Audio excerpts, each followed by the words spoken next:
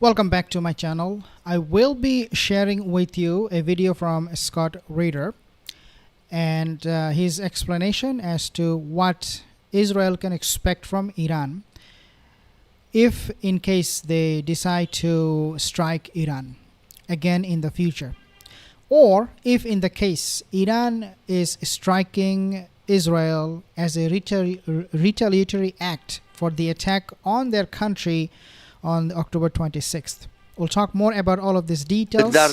But before I move on, just to remind you, most of my viewers are not subscribed. If you happen to be one of them, consider subscribing. Before I play the video of Scott Ritter, I want to share with you some of the warnings coming from Iran itself against Israel. So, Iran's Supreme Leader Khamenei warns both Israel and the US of a crushing response. Quote, "Let the enemies, including the US, the Zionist regime, know that they will certainly receive a decisive and crushing response for their actions against Iran and the resistance front." Then he also stated the fatwa on the ban of nuclear warheads may change at any moment in case it needs to face the threats. Here we find a few very interesting points. Number one is that the Iranian IRGC, they're absolutely clear as to what is their intention if Israel decides to do any more unnecessary, you can call it assassination, or trying to target anybody, or trying to escalate the situation elsewhere, not just in Lebanon and Gaza. Obviously in Lebanon front they're losing big time, also in Gaza front they're losing big time. But if they decide, just like Netanyahu did in the past over and over again, that he loses one war, then he wants to escalate another one to cover up his failures.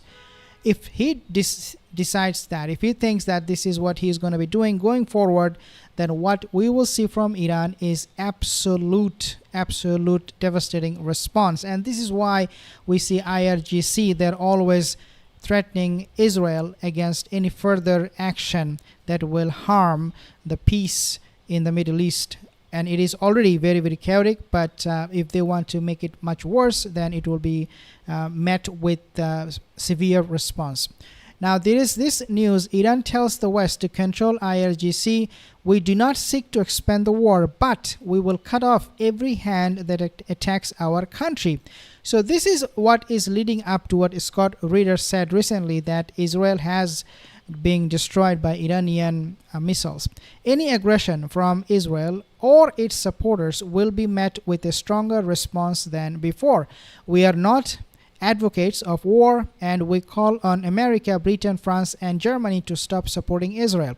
Our response showed part of our strength, and our missiles and marches cross the Iron Dome.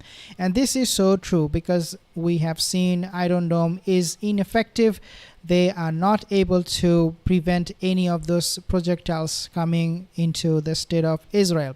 Now we also have a warning from Brigadier General Mohammad Reza Nakadi, Deputy Coordinator of the IRGC Guard. He said, quote, "In the coming days we will deal fatal blows to the Israelis." Note, Iran's representative at the UN Security Council meeting last night also officially stated that Iran will attack Israel. However, I do believe the attack that Iran will do on Israel as a retaliation for Israel's aggression on the night of October the 26th would be something very covert. It could be done through proxies. Iran's IRGC's wings, military wings like Hezbollah or the Islamic Jihad, or some of the militias they have in Iraq, also in Syria. It will most likely not be an attack, open attack, that we have seen they have done on the night of October the 1st. It will not be like that attack. Now there is more rhetoric coming from Iran and warning. Iran threatens Israel with unimaginable response. Iran's IRGC Commander General Hossein Salami warns Israel, quote, "We will respond to Israel in an unimaginable way," end quote. Iranian officials continue to escalate threats against Israel But what Israel does these days, they are hiding in the bunkers. They're busy hiding themselves in the bunkers. We do not see the same rhetoric from Netanyahu. In fact, there is now a peace deal in process, quote unquote, peace deal in process with who? With Hezbollah. But of course, IDF, Israeli Zionist media, will deny that and claim that, you know what, they are the one who wants peace deal, not us. But at the end of the day, we know the truth, and the truth is that Israel is getting defeated in Lebanon every single day. Also coming from 802 IRGC Chief Commander, he said there will be no war, but if Israel targets one point in Iran, we will respond by targeting tens of security, military, and economic centers. If we launched 200 missiles recently, we are now prepared for launching thousands of missiles. And guys, one thing very common in all of this is that these rhetorics, these warnings are coming directly from IRGC. And I have mentioned to you guys why it is important that this coming from IRGC is because they are the body to decide any future attack on Israel. It is not the Iranian government, but it is the IRGC. They are the figure, they are the body who dictates what the military strategy will be. If they see it not fit attacking Israel, they will not do so, and the government cannot compel them. If they see that it is going to be absolutely necessary for whatever reason it is to attack Israel, the government also cannot stop them. This is it. Now let's take a look at this video from Scott Ritter. He made some very, very interesting points, and then I'll add some more. Has to adhere to this. So I listen to the people saying Iran is going to strike back, and I say, why? Iran is done, and they do not want to waste time and space talking about Israel. And Iran made it absolutely clear from the very beginning that their main target is not Israel, rather it is actually the United States of America, or what we call today United States of Israel. Deterrence? They've already established that. Iran proved without a shadow of a doubt that it can strike any place in Israel it wants, at any time it wants, with whatever capacity it wants, and it will hit the targets that it wants to hit.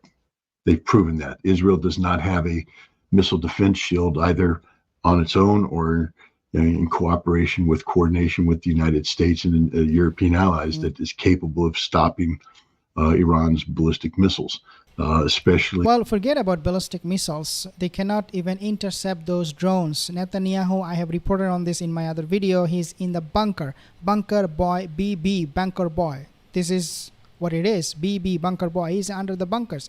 Why? Because he is too scared. He's too afraid of the drones.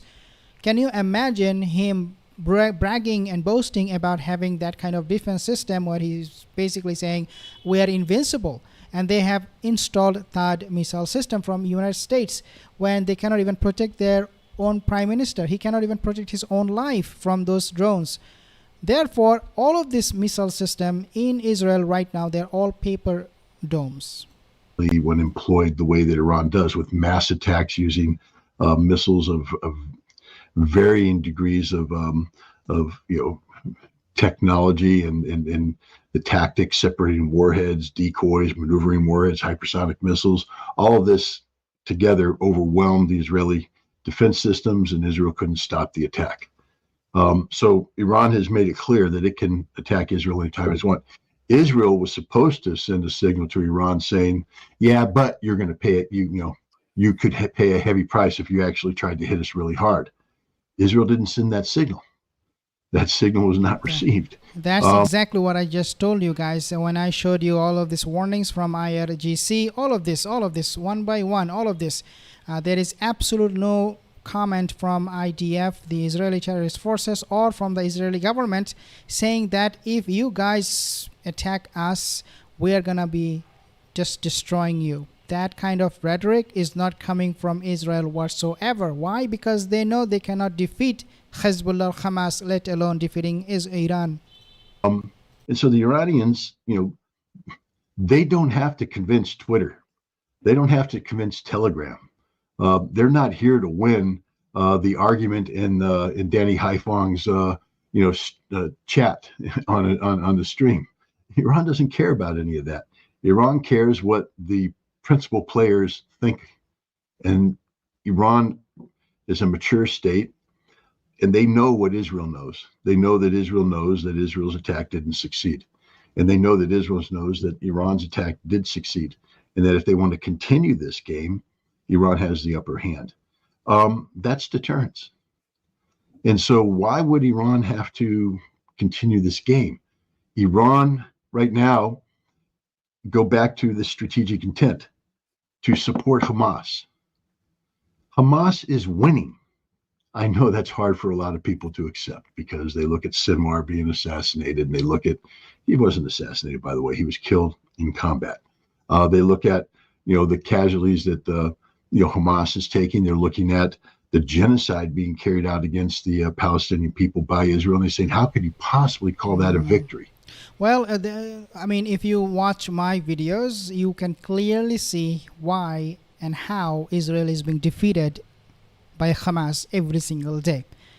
Yes, for the mainstream media, people who watch those media, they will not know. Even Scott Ritter, channel like this one, Danny Haifong, you will not know what is happening on the ground. I know because I report it every single day. I read, I research, I do my studies. So I can see it, how miserable ITF is in Gaza, how miserable they are in Lebanon, because the reports are coming every single hour.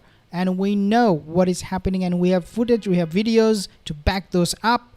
And on top of all of this, we also have opinion from people like Scott Ritter, who is telling us what it is. Maybe he doesn't know exactly what is happening on the battlefield, but he makes some good prediction. Everything that he's saying is absolutely in line with what I'm finding out through my research.